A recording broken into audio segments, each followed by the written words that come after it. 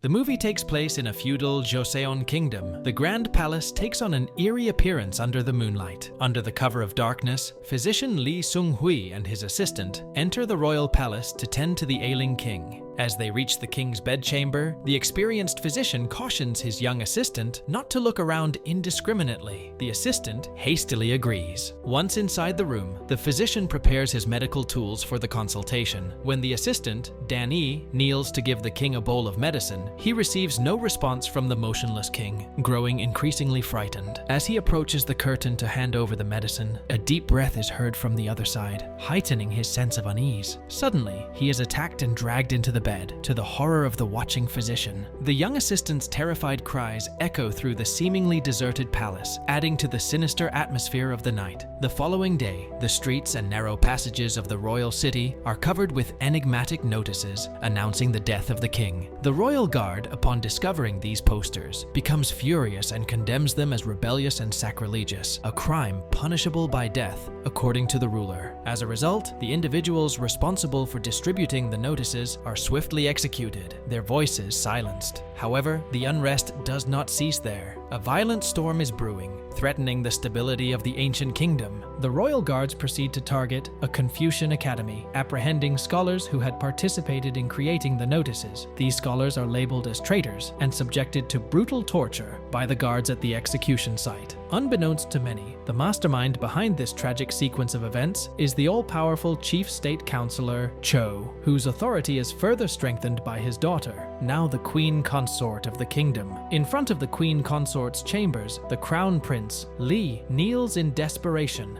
begging for an audience. He is well aware of his father's grave illness, but the court is engulfed in chaos. Helpless and lacking any allies, Lee finds it incredibly challenging to even gain access to his father, the king. The pregnant queen consort displays no mercy towards Lee as he kneels before her, and even implies that his concern for the king's well-being might conceal hidden motives. Confronted with the queen consort's malicious insinuations, Lee departs in despair. He realizes that he is merely an annoyance to her, an obstacle, as she is only his mother in name. Being born of a concubine means that within the palace, his only genuine ally is his royal father. As heavy rain starts to pour from the sky, Lee becomes anxious and resolves to venture alone to the king's chamber to uncover the truth. However, his servants unanimously oppose this course of action, leading Lee to realize that Counselor Cho's influence has thoroughly infiltrated and taken control of the entire palace. In a state of despondency, Lee returns to his quarters. Suddenly, he recalls someone who might be able to assist him, his loyal guard Mu, who has been by Lee's side for many years. Mu is a faithful and honorable warrior. In order to ascertain the king's condition, Lee seeks to persuade Mu to discreetly acquire the king's medical records. However, upon hearing the request, Mu hesitated, well aware that such an act could easily be interpreted as treason,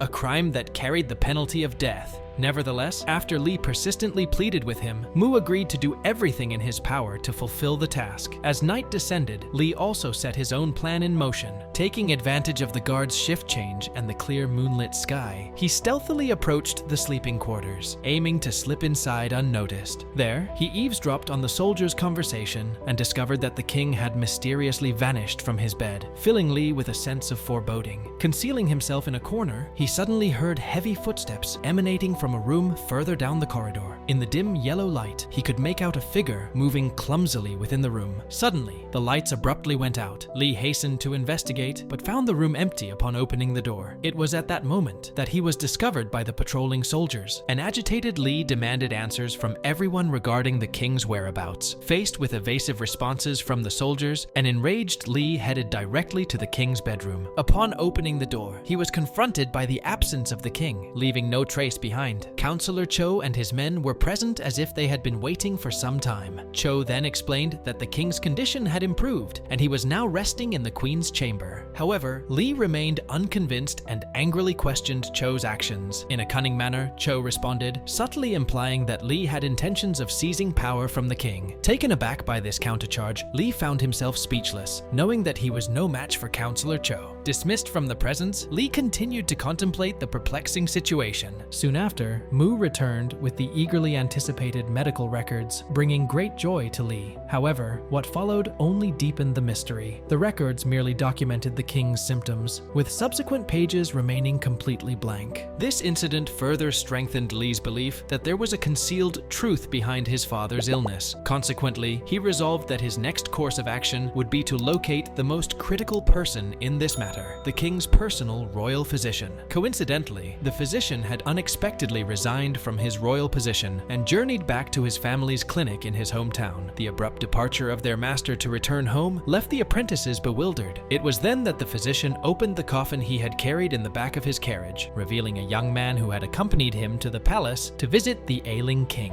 The man was now horrifically injured, a distressing sight to behold. The apprentices erupted into a fervent discussion upon witnessing this scene, prompting the physician's favored student at the clinic, Seob, to approach her master seeking answers. However, the physician maintained a silence that hinted at an unspeakable secret being involved. During this time, the town was enduring a period of famine, and the clinic had become overwhelmed with individuals seeking aid. To alleviate the clinic's hardships, Seob and another student from the clinic ventured into the fields to gather wild vegetables. Upon their return, they were taken aback to find everyone joyfully consuming meat, a rarity during such trying times. Perplexed, Seob immediately questioned Shin, a refugee working in the kitchen, who had previously played a significant role in the army's fight against Japanese pirates, but had, for unknown reasons, become a deserter and fallen into difficult circumstances. Witnessing Seob's panic, Shin swiftly explained that he had procured the meat through hunting, which helped allay Seob's concerns. However, as Seob was serving soup, the sight of a human finger in the bowl filled her with horror. It was then that Shin admitted that in such desperate times, even corpses should not be wasted. Seob was overcome with disgust at this revelation and began accusing Shin of his actions. However, Shin appeared indifferent, arguing that survival was more realistic than upholding one's humanity at that moment. As dusk descended, the refugees in the clinic suddenly began experiencing uncontrollable vomiting, followed by convulsions and a cessation of breath. Those who had just died started to rise again, moving stiffly with grotesque expressions, slowly approaching the clinic student, who was desperately trying to help. In this manner, the clinic transformed into a slaughterhouse for these reanimated beings. Meanwhile, determined to uncover the truth behind this conspiracy, Li made the decision to depart from the palace, accompanied by his loyal guard Mu, and head south towards the town in search of the royal physician who had treated his father. He was unwilling to let his father vanish without a trace, nor would he tolerate Counselor Cho framing loyal scholars in the capital. While on their journey, Li and Mu set up camp for the night and engaged in conversation around the crackling fire. Mu couldn't comprehend why Li was so determined to travel to the abandoned town in search of an old imperial physician who could have been bribed. However, Li expressed a gut feeling that they would uncover numerous secrets there. The following day, they followed the map without encountering any difficulties and reached the clinic, only to find the doors tightly sealed. Sensing that something dreadful had occurred, they forced their way in and were confronted with a horrific scene of violence and bloodshed. Mu speculated that a recent intense conflict had taken place. Among the wooden planks in the room, Li discovered piles of hidden corpses. Faced with this gruesome sight, he and Mu immediately began scouring